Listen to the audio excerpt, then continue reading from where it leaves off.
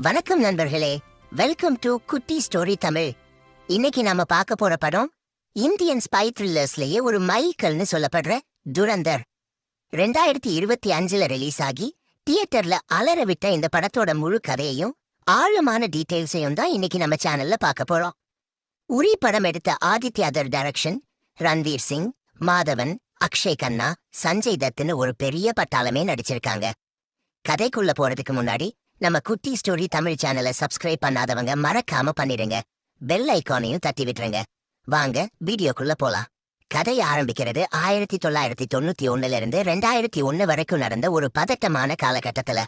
நம்ம எல்லாருக்கும் தெரியும், அந்த டைம்ல தான் கந்தஹார் விமான கடத்தல் அப்புறம் பாராளுமன்ற தாக்குதல் எல்லாம் நடந்துச்சு. இந்தியா மேல அடுத்தடுத்து தீவிரவாதிகள் தாக்குதல் நடத்திக்கிட்டே இருக்காங்க. இந்தியன் கவர்மெண்ட் கைய கட்டிட்டு இருக்க முடியல. இங்கதான் என்ட்ரி கொடுக்கறாரு நம்ம மாதவன். படத்தில் அவர் பேரு Ajay Sanyal, intelligence bureau chief. அவர் ஒரு முக்கியமான முடிவு எடுக்கிறாரு. இனிமே நம்மள அடிக்கிறவன் வீட்டுக்கே போய் அவனுக்கு தெரியாம அவன் கூடவே இருந்து அவனை அழிக்கணும். இதுக்கு அவர் ஆரம்பிக்கிற ஆபரேஷன் பேருதான் ஆபரேஷன் துரந்தர். இது ஒரு ஆர்மி அட்டாக் இல்ல, இது ஒரு கோவர்ட் ஸ்பை மிஷன். இந்த மிஷனுக்கு சரியான ஆளு யாருன்னு தேடும்போதுதான் ஜெயில இருக்கிற நம்ம ஹீரோ ரன்வீர் சிங் கண்ணில படுறாரு. படத்தில் அவர் பேரு ஜஸ்கிரத் சிங். ஏன் ஜெயில இருக்காருன்னா, தன் குடும்பத்தை கொன்னவங்கள பழிவாங்க ஒரு பெரிய கொலையை செஞ்சுட்டு தூக்கு தண்டனைக்காக காத்துட்டு இருக்காரு.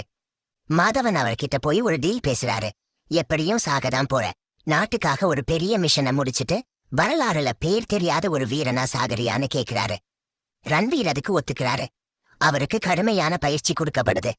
பாகிஸ்தான் மொழி, நடை, உடை, பாவனை எல்லாத்தையும் மாத்தி அவரை ஹம்சா அலி அன்சாரிங்கிற புது அடையாளத்தோட பாகிஸ்தானுக்கு அனுப்புறாங்க. ரன்வீரோட டார்கெட் பாகிஸ்தான்ல இருக்கிற கராச்சி நகரம், குறிப்பா லயாரிங்கிற ஏரியா.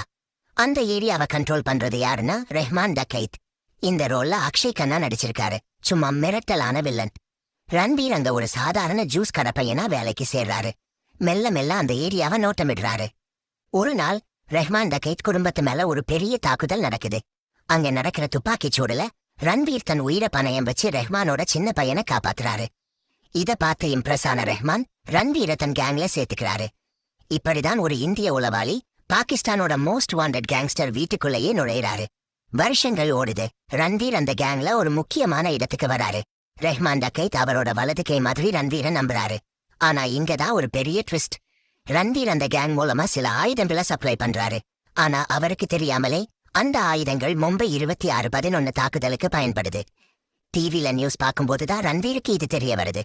நம்ம நாட்டு மக்களை கொல்ல நாமளே உதவி பண்ணிட்டோமேன்னு அவர் கதறி அழுகிற சீன் இருக்கு. ரன்வீர் சிங்கோட நடிப்பு வேற லெவல்.